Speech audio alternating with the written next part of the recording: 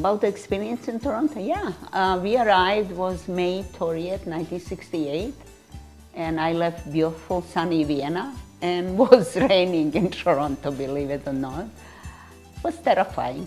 I didn't speak one word of English. However, immigrant services, they arranged for a very short and very smart lady who spoke 7 languages, and she spoke German and she spoke Serbo-Croatian, so she was able to help us, but nevertheless was terrifying.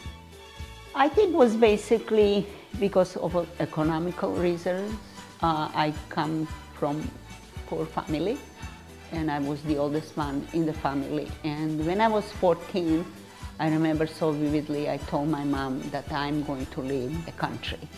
And was nothing to do with country or people there, was to do with my personal reasons. I just want a better life for myself and my brothers. When you have a child, and my daughter was 3 years old, and that time I was married to a skilled man, but we needed 2 incomes, and I was going on my foot around and talking to people. I knew a couple of words about, I knew how to say hi, bye, please and thank you. Yes, I was asking people, practically begging to give me a job because I needed to feed my child. That's the reason I come to Canada, so I could work in.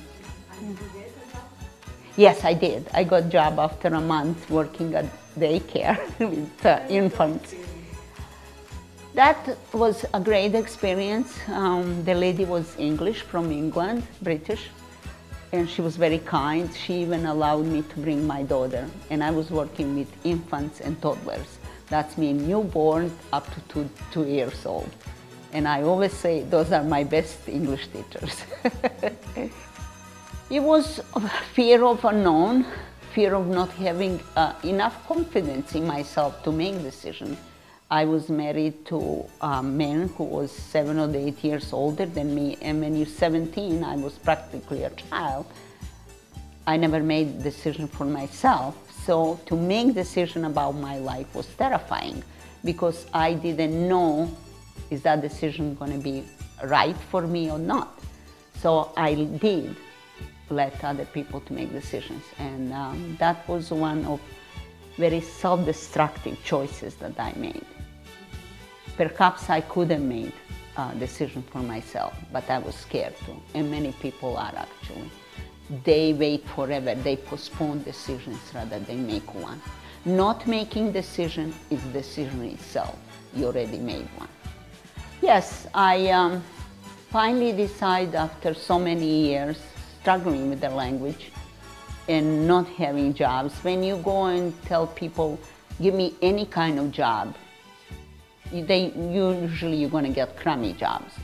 So I think I wanted more education. I know I'm smart enough. So I enrolled myself in Douglas College in New West, and I was living in Surrey at that time. I had very low eyesight. I think I had 10% in right eye and 5% in left.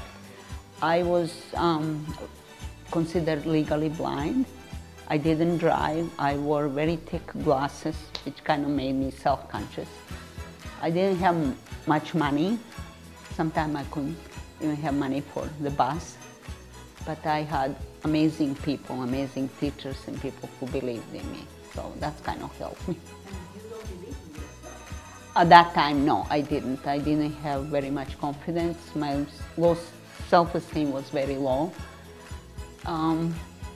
Yeah, I'm 33 years old, and I graduated on May 15, whatever that time is, which was my birthday. And somehow they find out that was my birthday. And they call me to this big room and say, Ms. Burzan, come to this room. And I thought, oh dear God, they're going to take my certificate away. That's how frightened I was. Well, I went there and they had cakes and drinks and fruit or whatever they had. And they had my certificate and they told me that I'm amazing. And I didn't think I was, but they told me that I have something special, and they encourage me to go further with my education. I feel proud of myself. I feel motivated to do more. I know where I come from, and I know how far I went, and now the sky is the limit. I don't put limitations on myself. I don't label myself as a victim. When you do that, and this is my quote, there is no victory in being a victim. I created actually that because I kind of praised myself at that time being a victim. Oh, poor Ranka. If somebody tell me poor Ranka now, I would slap them so hard. But at that time, I didn't know any better. So when now I recognize my clients, and when they feel like victim, I say, you need to stop. Tell me what's bothering you, but there is solution. I always thought I don't have no solutions for my problem, which I did. But now for every problem, I think I have at least 10 solutions. Making decision about your life. A lot of people don't want to question anything about their life, and I didn't. That particular day, for whatever reason, there was God, universe, whatever you want to call. I ask myself, do I like what I'm living? Do I like with whom I'm living? Do I like how much money I'm making? Do I like myself? And the answer was no. So 4 questions: do I like what I'm living? Do I like with whom I'm living? Do I like how much money I'm making? Do I like myself? And the answer was no, no, no, no. That day I decided to write an article. An article was called 10 Tips to Organize Your Home. Thinking back was 10 tips how to organize your life, how to move forward. And that was the beginning. The article was published, that was 12 years ago almost. How did I organize my life? Well, like I say, first you ask questions. Second, you have to commit something. You have to have some kind of goal. Written, I like written. I don't like keeping anything in my brain because I'm scared I'm going to forget something. So have a goal, written goal. This is what I'm going to do. This is what kind of life I'm going to create. You need help? Help is there. Call people who already made it. Don't talk to people who are on the same level as you, because that's what I did all my life.